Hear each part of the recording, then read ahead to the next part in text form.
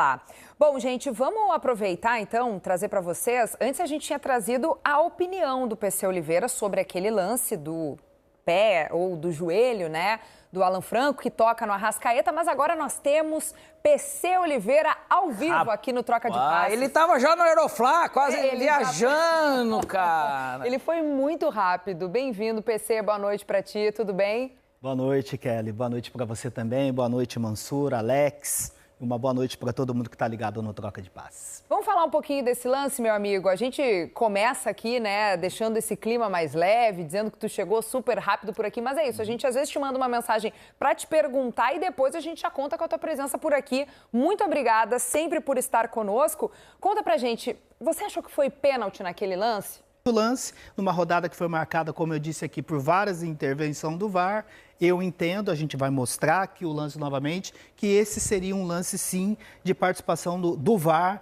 porque em campo é difícil perceber a ação do defensor do São Paulo. A minha primeira avaliação de um lance normal era daquele toque de mão ali, a ação que ele teve com o braço do Alan Franco na Arrascaeta. Perceba que ele tem essa ação. Ele tem um toque, Ele tem um toque que não é um toque que não causa impacto, ele está ali só... Tapa na costela ali. Um contato ali que não tem impacto. E a minha primeira avaliação de não pênalti era por essa ação, com esse braço dele, mas só depois no finalzinho da transmissão. Essa imagem de trás a gente vê melhor. Aqui, se a gente puder parar no contato, por favor, aí, ó, paramos aí. Só depois no finalzinho da nossa transmissão que veio esse último ângulo e a gente analisa com base nos ângulos disponíveis nas transmissões. E a regra sempre fala que o jogador, quando ele está atrás do adversário, ele precisa ter cuidado, ele precisa ter precaução. Obviamente que ele está com aquela ação com o braço direito,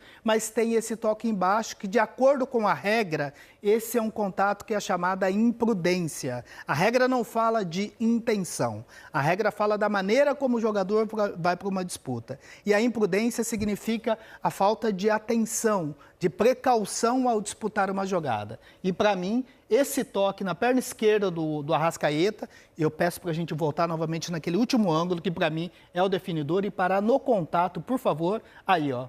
Esse é o momento de um jogador, quando ele está atrás, ele interfere, para mim, na passada do Arrascaeta, ele tem esse contato, isso é uma falta imprudente, que é a falta de atenção, de precaução em disputar uma jogada, e por esse ângulo eu considero pênalti e... o VAR analisando também por esse ângulo deveria ter recomendado a revisão para a marcação do PC. Esse ângulo que é o mais esclarecedor é o ângulo do Wilton, né?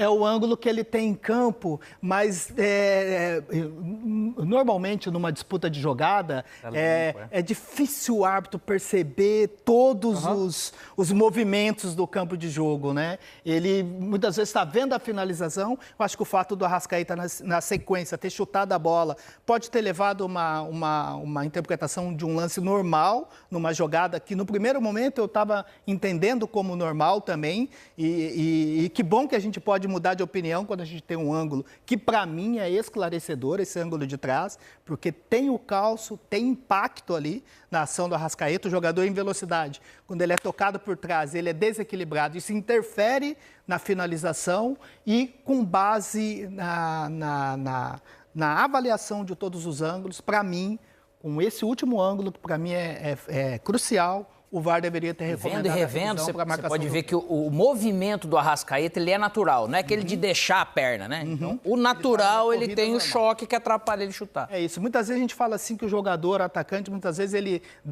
ele para, ele freia, vai esperar o contato, ele deixa de jogar. Não foi o caso. O Arrascaeta continua numa corrida normal e aí tem essa ação por trás do Alan Franco, que para mim é imprudente, que tem impacto na finalização, e o pênalti deveria ter sido marcado. Muito obrigada, PC Oliveira, por participar com a gente nessa noite de troca de passes por aqui. Um beijo. E sobre essa vitória do São Paulo, muito importante num momento delicado do clube. A gente sabe que no Paulistão o time está brigando contra a zona do rebaixamento, mas agora consegue estrear no Campeonato Brasileiro para dar uma respirada, para dar um certo alívio assim, para a equipe jogando na sua casa. Olha, Kelly, todo jogo de futebol tem dois lados para você avaliar, né? Nem tudo se explica sob o ponto de vista de um lado ou de outro. As duas coisas interagem.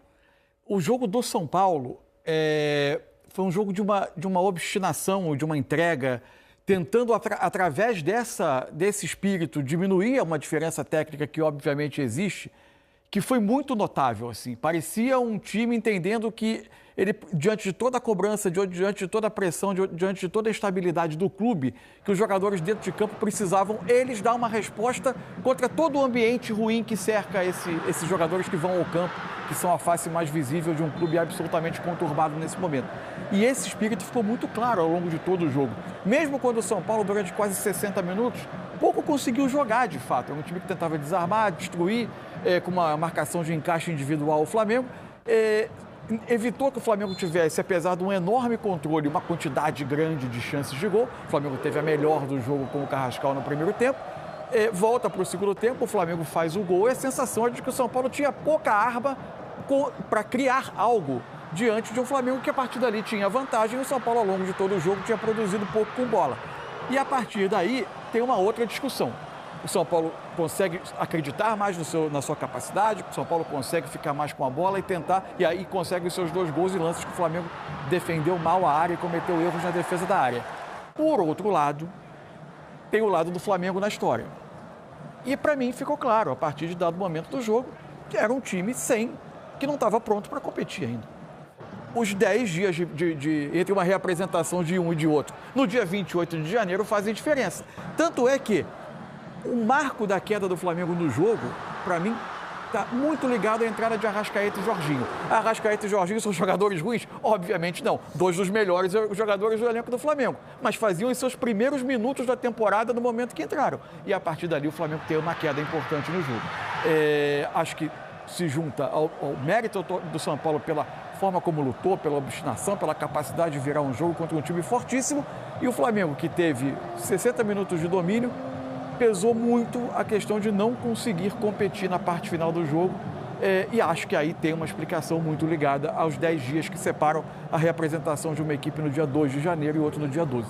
Tem um lance envolvendo justamente o Arrascaeta no fim da partida, que eu vou pedir para o nosso diretor colocar na tela para a gente poder acompanhar, que foi muito reclamado, né? No fim do jogo já, a gente pôde acompanhar ao vivo aqui dentro do Troca de Passes, o pênalti, né, que o Flamengo ficou pedindo. Agora a gente está vendo ainda os gols do São Paulo, o gol do Luciano, o gol de empate, porque o Flamengo saiu na frente com o gol do Plata, fez 1-0. Depois o Luciano descontou, deixou tudo igual, de cabeça, 1-1. E aí o Danielzinho vai conseguir o gol da virada na sequência, enquanto a gente está vendo os melhores momentos. Tu concorda, Alex, com o Mansur sobre essa queda e de rendimento depois ali da entrada do Jorginho e do Arrascaeta? E quando a gente puder ver o lance do pênalti, eu também quero ver a opinião de você sobre ele. Não, eu concordo, mas não somente pela entrada dos dois, mas no geral. De certa forma, é até esperado, ou era até esperado que isso acontecesse. Como o Flamengo ele teve que se representar, jogar 2 jogos antes daquilo que era programado dele, ele naturalmente ele teve uma sobrecarga de um jogo que eu posso fazer um dia de trabalho com de repente, uma quilometragem, um volume de trabalho de 5, 6, 7 km, de uma maneira muito mais controlada e intermitente do que um jogo. Um jogo eu faço 10, 11, 12, eu tenho que fazer, ainda criando um esforço extra e não sendo intermitente. Por mais que tenha parada técnica, é só uma parada que tem ali no primeiro e no segundo tempo. Então isso acumula alguma coisa para que demore para você recuperar um pouco mais, né? Principalmente de 2 jogos para cá. Então poderia não ter acontecido?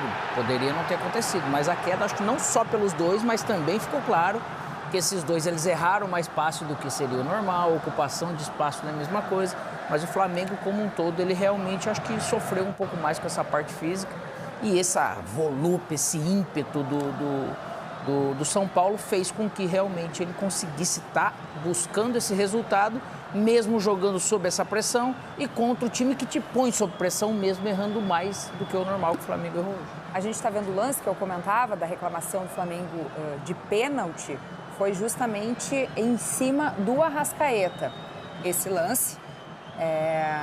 E o PC Oliveira, em contato aqui com a nossa equipe, a gente vai ver agora no detalhe. Se há um toque da perna esquerda do Alan Franco na perna esquerda do Arrascaeta, para mim é pênalti. Por quê? Como sempre o PC comenta aqui com a gente, quem está correndo por trás tem que ter o cuidado de não tocar o jogador da frente para desequilibrá-lo na hora do chute. Se há um toque aí, eu acho que esse toque... Agora, esse toque aí... mas desequilibra o jogador que vai finalizar. Aí, para mim, há motivo para o Flamengo reclamar. Isso. Antes eu não estava conseguindo enxergar nada. Você pode ver, mas nessa imagem já não parece pênalti, porque o Alan Franco, o pé dele chega antes do que a alavanca que o Arrascaeta vai fazer. Porém, a imagem por trás, ele parece pênalti, porque daí parece que eles se chocam. Mas eu acho que ele se choca muito mais pela alavanca dele, que o pé do Alan Franco vem aqui. Agora, a gente consegue ver por trás, esse toque aí, pesa ali. Né? Ele, obviamente, mexe com o movimento do Arrascaeta para finalização. Eu confesso que enquanto o Flamengo estava reclamando daquela maneira no campo, eu não estava conseguindo... Gente, olha de novo. É o joelho esquerdo do Alan Franco que bate na perna esquerda. Mas pode olhar aí o pé do Alan Franco na outra imagem. Olha o joelho lá, ó, que bate na perna. Então, para mim aí justifica e acho até que se o VAR tinha acesso a essa imagem, aí poderia ter recomendado a revisão. Eu confesso que durante todos aqueles minutos na transmissão em que o Flamengo estava cercando a arbitragem, olha aí, ó, eu não conseguia entender o motivo da reclamação, porque eu não conseguia ver irregularidade nenhuma. Até que surgiu esse lance que me fez agora repensar. Para mim, isso tem impacto na jogada, óbvio. Deu talvez uma calçada. A gente mandou uma mensagem para o PC Oliveira, conversando com ele. A gente está sempre em contato e ele tem sempre o canal aberto aqui com a gente no Troca de Passes. Ele disse que achou que foi pênalti também. Então, muito provavelmente, o ideal seria o VAR chamar para dar uma olhadinha. Agora, o que precisa ver, talvez, é que a gente vai ter acesso depois, se tiver divulgação de áudio, a gente precisa ver como vai funcionar nessa temporada, se esse é um dos ângulos que foi observado na checagem da cabine, né? Isso a gente vai precisar entender depois. Esses dois ângulos, acho que daria a eles a condição técnica deles avaliarem, né? Na verdade, não precisaria nem ter outro tipo de ângulo, né? Muito bem, gente. Falamos desse lance mais polêmico e a gente segue por aqui. Daqui a pouco a gente também vai conversar com o time da nossa transmissão também. A galera que estava contando todas as emoções desse jogo vai participar com a gente aqui do Troca de Passes. Só lembrando que depois desse lance, depois do apito final, aconteceram algumas reclamações da equipe do Flamengo junto ao árbitro, o Wilton Pereira Sampaio. E o Jorginho foi expulso, a partida já tinha acabado, e aí o Jorginho levou o cartão vermelho, então vai desfalcar o Flamengo na segunda rodada já do Campeonato Brasileiro, porque foi expulso por reclamação. O que pode dar da interpretação, às vezes, nesse caso, é se a perna da alavanca do chutador, no caso o Arrascaeta, mas acho que em qualquer caso, se é ela que atinge o marcador, ali o Alan Franco, ou se é o Alan Franco que atinge ele. Nesse sentido, porque o Alan Franco não tem como saber por onde vai a perna dele e o Arrascaeta também não está vendo ele, né? Sim. Então, se eles estão indo numa certa direção e o Alan Franco atinge ele, aí realmente ele tem que marcar pênalti. Se esse pé, às vezes, de alavanca que a gente arma para chutar, eu não estou vendo atrás, eu não estou nem preocupado se vai pegar no cara ou não, né? Mas pode ser que ele esteja ali parado e o meu pé pegue nele. E aí pode ser também uma interpretação que a arbitragem possa levar para avaliar se foi ou não foi, né? Muito bem, gente. Vamos chamar a turma que estava contando a história desse jogo. Eu estou falando da Isabelle Moraes, do Alexandre Losetti, também do Fernando Praz. Eles estão lá no Morumbis e nos falam também sobre as suas impressões depois dessa partida que terminou com os ânimos muito quentes, né, amigos? Boa noite, bem-vindos ao Troca. Oi, Kelly. Boa noite para você também, Mansur, Alex, para quem curte o Troca com a gente. Pois é, primeiro jogo de Campeonato Brasileiro para São Paulo e Flamengo. Um São Paulo muito pressionado na temporada, não só pelos resultados em campo, né? Só tinha uma vitória até aqui sobre o São Bernardo, mas especialmente por um extra-campo muito aquecido, com renúncia de presidente, casos de polícia civil, enfim. Precisava de um ar novo e conseguiu com essa vitória de virada 2-1 sobre o Flamengo. Estou ao lado de Alexandre Losetti, também de Fernando Praz, meus companheiros nesta noite com a transmissão. Um alívio, né, Losetti, para o São Paulo. A gente pode, claro, colocar essa questão da polêmica no fim, enfim, o hipotético cenário, se tivesse empatado, fosse pênalti para o Flamengo, se entraria ou não. Mas para o São Paulo é um balanço muito positivo da vitória de virada, né? Boa noite. Claro que sim. Boa noite, Isa, de novo. Praz, Alex, Mansur e Kelly, um beijo para vocês. Olha, eu disse no final do jogo, a vitória era improvável antes do jogo, pelo cenário dos dois times, e não é nem só fora de campo, né? Dentro de campo também o Flamengo vem sendo muito superior já há bastante tempo, vinha com um time muito mais inteiro, o São Paulo tendo dificuldade, mudando, voltando ao seu sistema com 3 zagueiros, que foi utilizado na estreia da temporada, deixado de lado um pouquinho, hoje resgatado pelo Crespo. Ela se tornou ainda menos provável depois do início do jogo, depois do 1-0 do Flamengo. Então tudo caminhava por uma coisa sob controle por parte do Flamengo depois do primeiro gol. E aí o São Paulo renasceu a partir do gol do Luciano, a partir de uma jogada de iniciativa do Enzo, que foi um dos jogadores que mais... assim, desde o início estavam duelando, estavam combatendo, acreditando que o jogo era possível, que em algum momento poderia surgir uma brecha, um espaço para o São Paulo aproveitar. Ele chegou à frente, ele teve chance de finalizar, ele marcou muito e ele acabou dando assistência para o Luciano, que tem esse brilho, especialmente aqui quando o São Paulo joga no Morumbi, de tirar o time de algumas situações muito difíceis, e era muito difícil. E aí o jogo foi para um momento em que combinou um Flamengo menos dinâmico, com menos ritmo, pela entrada de dois jogadores que são muito craques, mas que fizeram a estreia na temporada, e o Flamengo baixou um pouquinho a intensidade e a rotatividade com o Jorginho e o Arrascaeta, ao mesmo tempo em que o São Paulo cresceu muito animado pelo primeiro gol, acabou chegando ao segundo na falha do Pulgar, mas também na boa jogada construída com o Calleri e o Luciano fora da área, o Danielzinho infiltrando para ocupar esse espaço, tendo uma boa leitura, uma boa percepção e sendo premiado com o presente que ele acabou ganhando do Pulgar. Então, depois daí, o Flamengo naturalmente tentou pressionar, chegou, teve a sua grande chance no final, na grande defesa do Rafael e na polêmica que se segue do toque do Alan Franco no Arrascaeta, que tentava chegar inteiro no rebote para finalizar pela segunda vez, mas é um resultado espetacular para o São Paulo.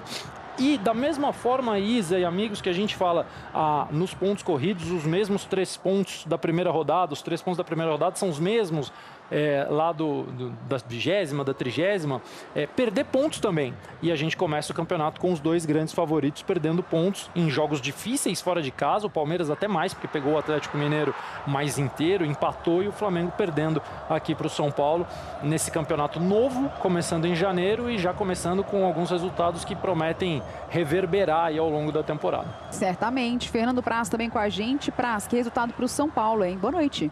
Boa noite, Isa, pessoal do estúdio. Eu vou muito na linha do que o Lossetti falou. Antes do jogo se imaginava o Flamengo superior. Quando começa o jogo, isso fica comprovado, né, na prática. O São Paulo, a gente notou aqui em loco no estádio, uma questão da confiança. A confiança muito baixa, e o São Paulo fazia um jogo muito ruim, não conseguia marcar o Flamengo com eficiência e não conseguia atacar. O Flamengo abre o placar, depois vem as substituições, entra Arrascaeta e Jorginho. Eles não conseguem realmente dar a mesma dinâmica do jogo, a mesma velocidade, e aí o São Paulo consegue empatar.